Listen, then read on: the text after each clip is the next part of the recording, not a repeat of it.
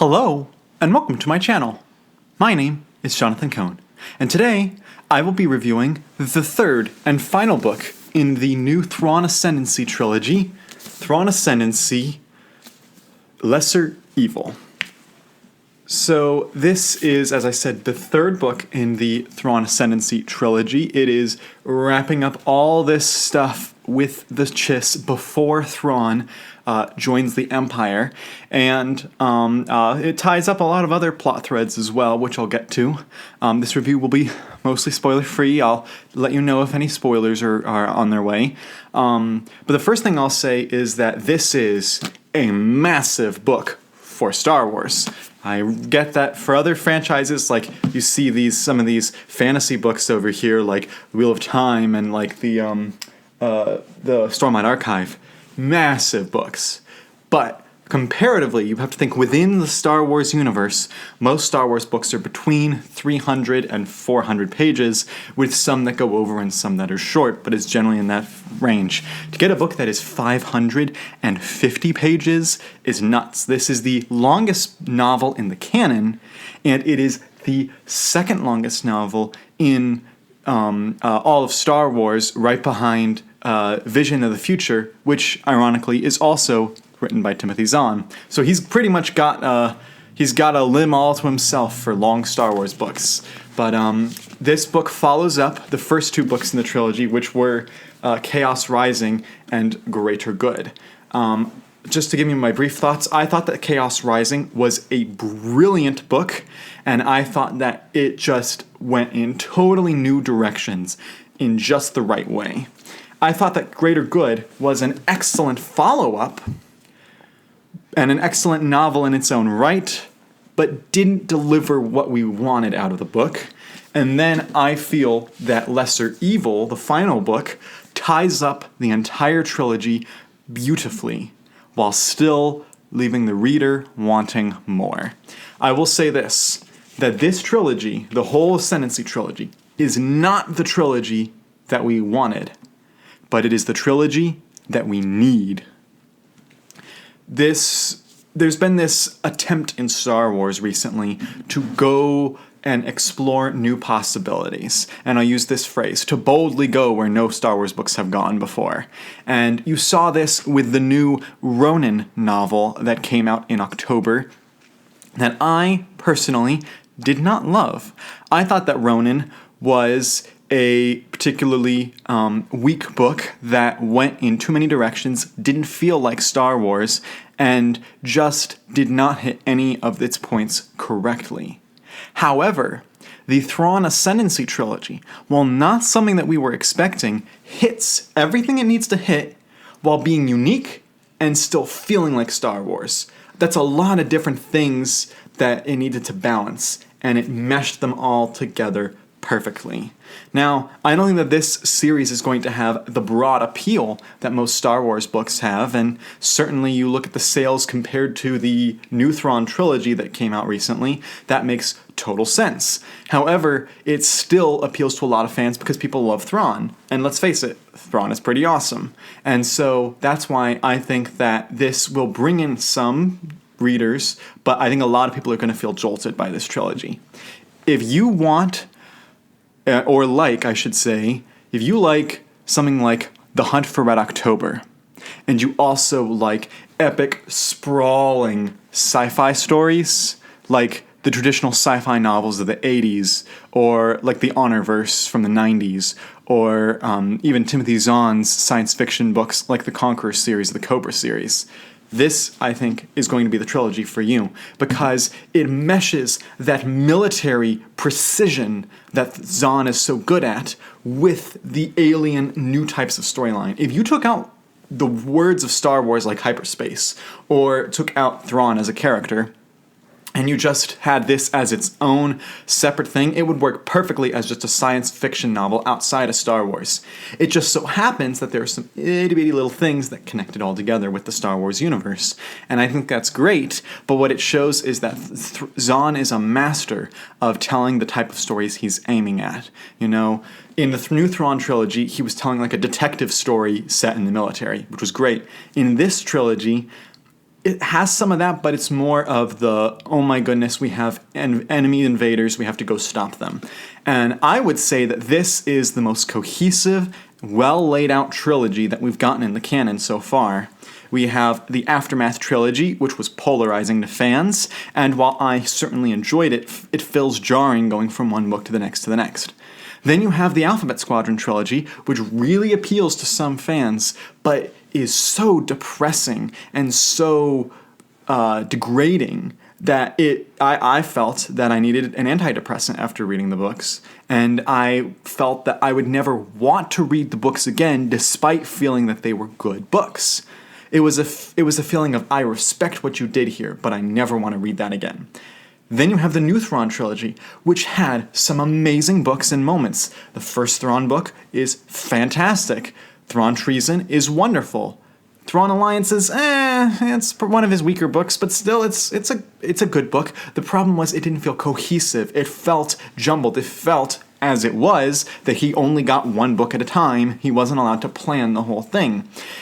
This trilogy, however, it is cohesive, it feels planned, the promises made at the beginning of the trilogy are paid off at the end. There are some mind-blowing moments throughout the book, and I just think it is, as I said earlier, exactly what we need.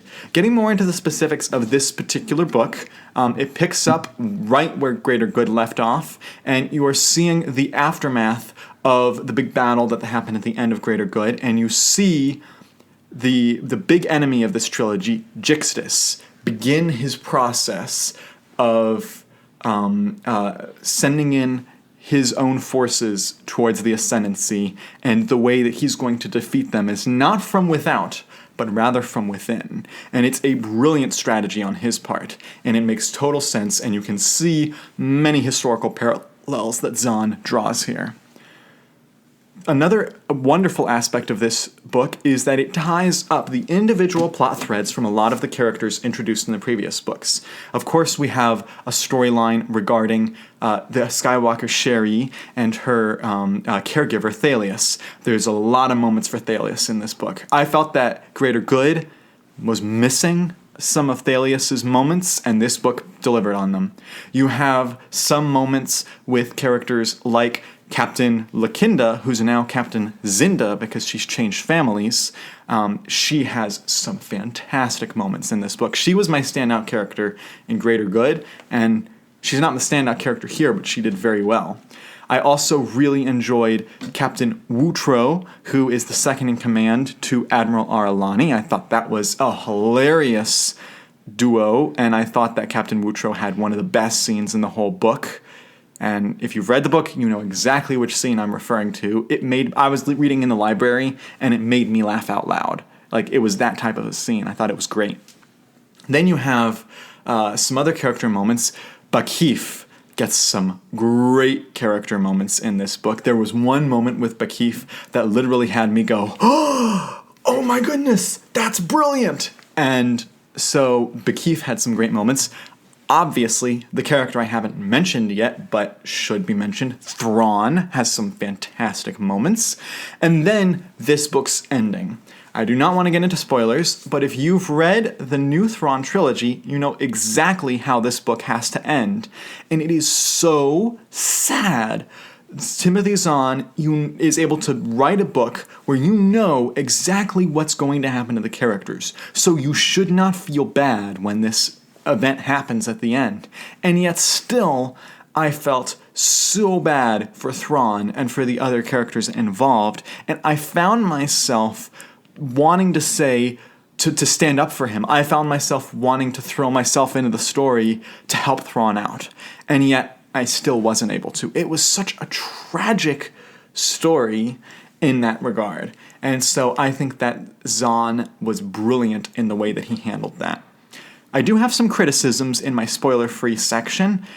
We did get some great moments from the new patriarch of the myth family, Thurfian.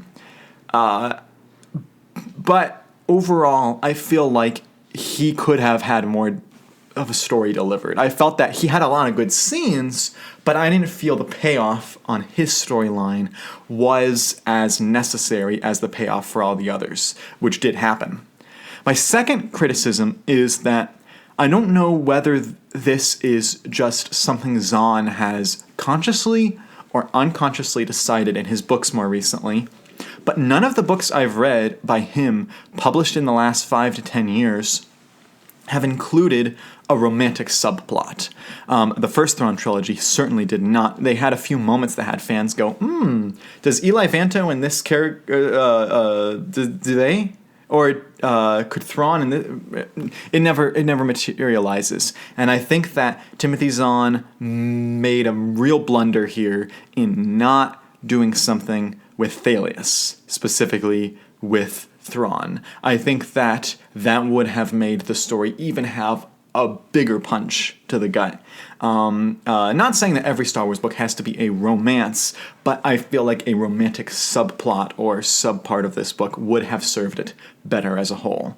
But yet, as I said, I think this is a fantastic book. I think it's one great book in Star Wars, and its page count is warranted. Yes, it's longer than most Star Wars books, but it goes by super fast. I was able to read this in a matter of days because I had to know what was going to happen, because he just kept building and ratcheting up the tension until the epic climax that happens at the end of the book.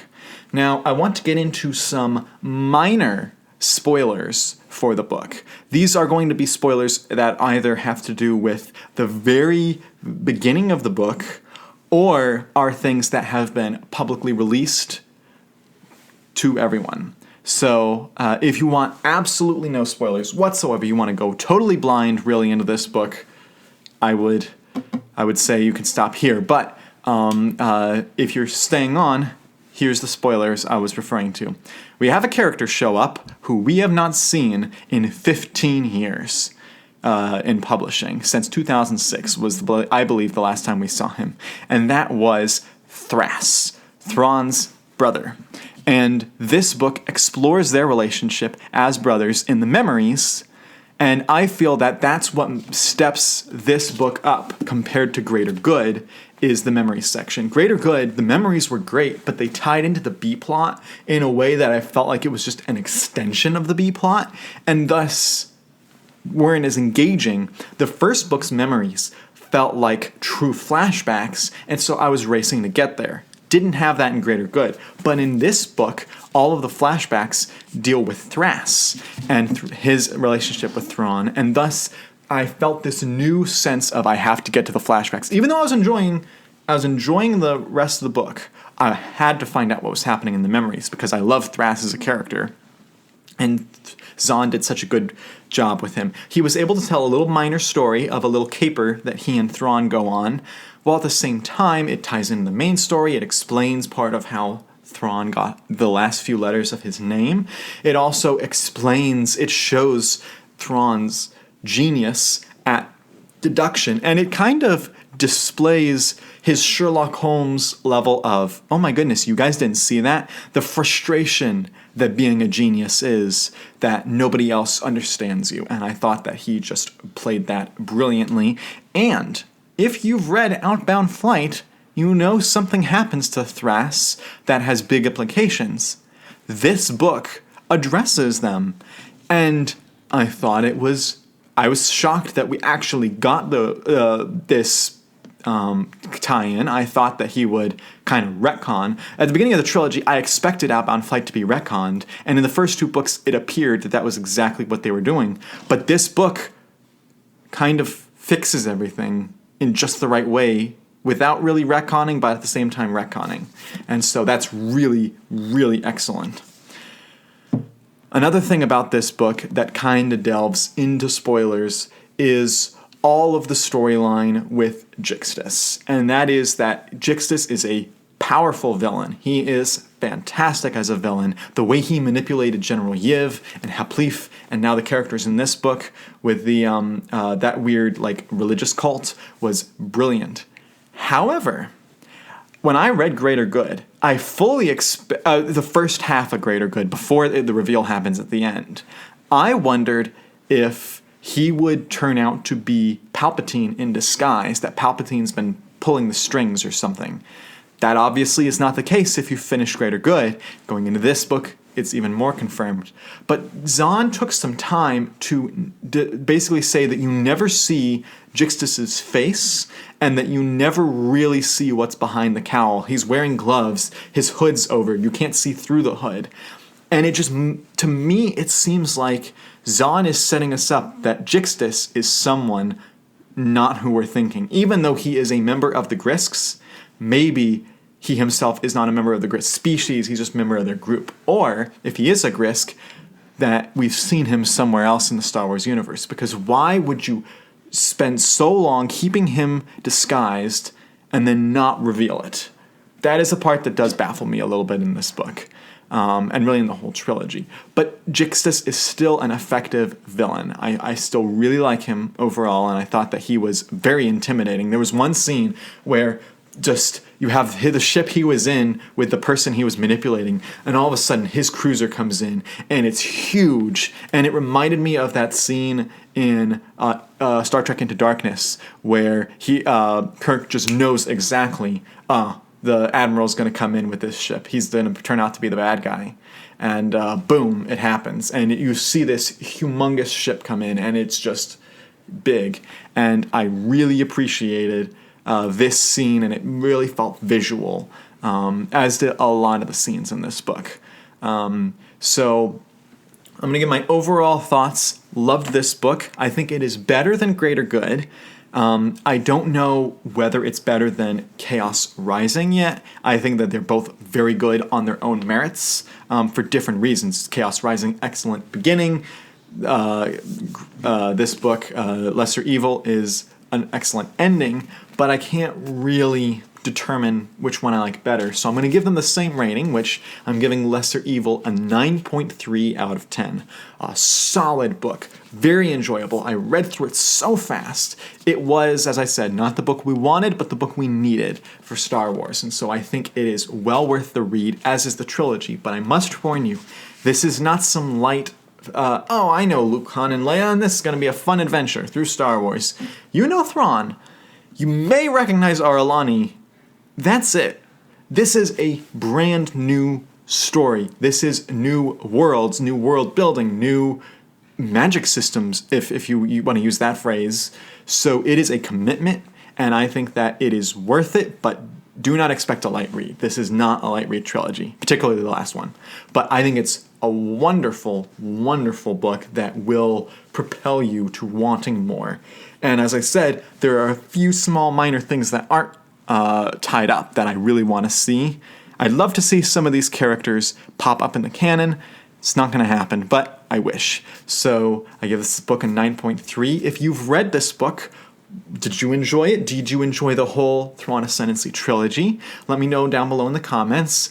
If you like this video, please subscribe to the channel for more. I do lots of Star Wars, Star Trek, fantasy, sci-fi book reviews, as well as other media tie-in fiction.